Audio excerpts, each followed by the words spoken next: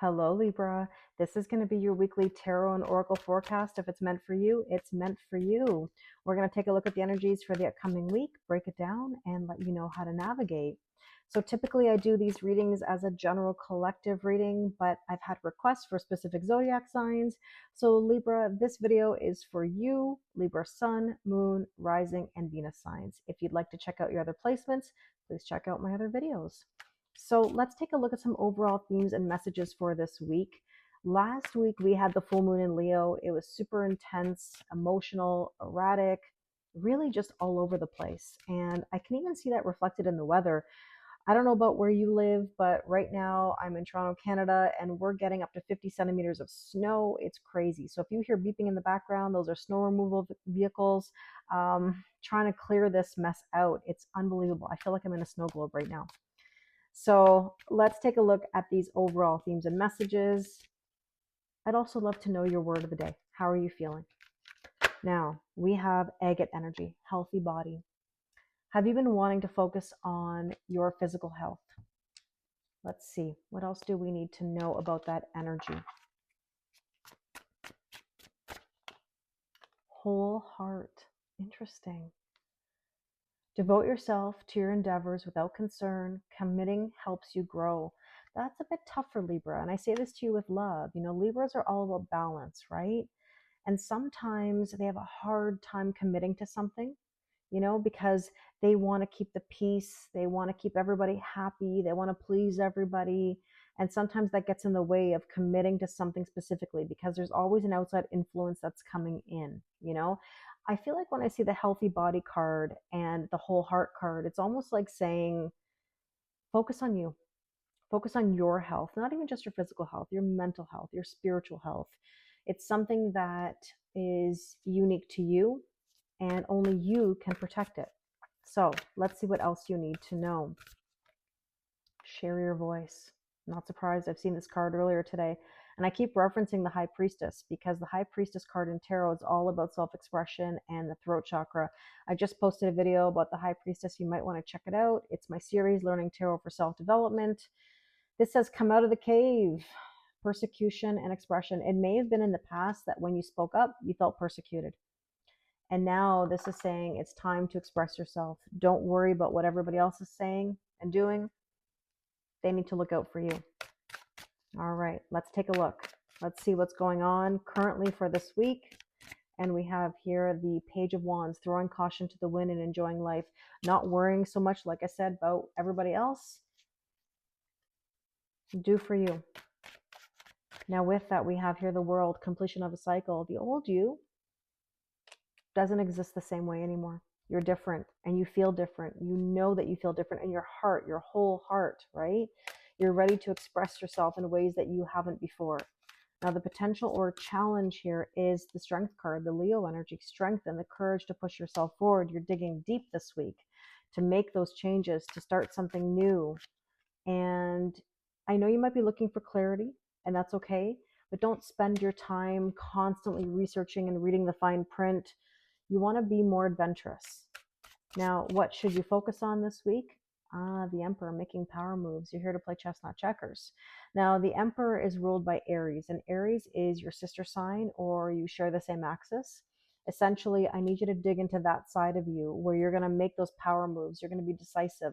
The Emperor is essentially the King of Kings, right? So it embodies all of those energies about stability and passion and emotion and decisiveness, all in one. Now there's the Loons. You're very loyal, and I've said this to a few different zodiac signs today. You're almost too loyal. And there's nothing wrong with being good to people or loyal to people, but there needs to be equal giving and receiving and balance, right, Libra? You like balance. So, you know, this is about putting yourself first, but also manifesting your dreams. Like, what is something that you want to manifest right now? I would suggest you focus on that. Now, your recent past, we have here the Five of Wands. There's been conflict, boundary issues, possibly, or should I, shouldn't I, can I have this, can I really have this? I mean, Libras are definitely overthinkers, and I say that to you with love. I mean, all signs overthink, but I think that Libras do it in a way where it's always about this balance. Like, well, if I do this, what about that? You know, and the Page of Wands at the very beginning says you can't always worry about everything, you know, every angle, the who, what, when, where, why, and how. I said the same thing to Gemini. Okay, fellow air sign. Now, there's the man card. So there could have been a conflict with a masculine energy. This could even be you. This is also telling you, though, that you got to move forward. Now, the strength position right now for this week is the Nine of Swords. See, you're worried about what's next. You're in the energy of what am I going to worry about when I have nothing to worry about this week. Nine of Swords, worry about things you can control versus the things you can't control. Now, I know that's easier said than done, but let's clarify. And we have third person interference. This could be a third party situation. Doesn't have to be romantic, but it means somebody else is in your business. Okay. Let's see the near future. Nine of Wounds. 9 can be an angel number that you're seeing. You're having to deal with some wounds that are coming to the surface. It doesn't mean that you're down and out. The Nine of Wands says, I'm going to get up and go, but it is hurting you, right? The Bear is about being strong. This is about pushing through when you need to.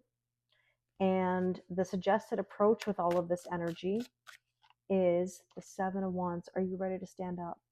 There's two sides to this card. Are you a wounded animal in a corner, in self-preservation? Or are you ready to stand up and make a move? Are you ready to stand up for yourself? Let's see. The Hermit, the Virgo energy. Are you going to shy away, and isolate? Or are you going to use that isolation time to search your soul, figure out what you want, and stand up and make that move? Okay. Now, let's see. What do you need to know? We have here the Four of Wands, 1111, spiritual ascension. You've got a brand new beginning here. I love that energy for you. That means really nice, positive things, stability even. And there you go. But the Wolverine, that's that Five of Wands we were talking about. It's going to creep up again. Back and forth, back and forth, back and forth. You've got to be consistent and you got to stop flip-flopping. Because this is, again, that power struggle that says, should I, shouldn't I? Can I have this? Can I really have this? Back and forth. And you've got to just make a decision and run with it and see what happens. Now, the hope and or fear is the Knight of Swords. The Knight of Swords is about moving forward swiftly. And I think that's kind of the fear, because it's like saying, well, if I embark on this journey, what happens if, right? And then insert all the thoughts. And the Child card here says brand new beginning. That shouldn't be a fear. The future should be exciting, not scary. And your probable outcome this week is the Eight of Swords. You're overthinking it. You're already predictive programming how the week's going to go. And again, my advice to you is get out of your head. Find ways to spark energy to distract you. Be in the present moment. Lightness of being. Lift out of any negativity, especially if there are people around you, that third party energy that came through that are basically like chirping in your ear, telling you what to do, how to do it.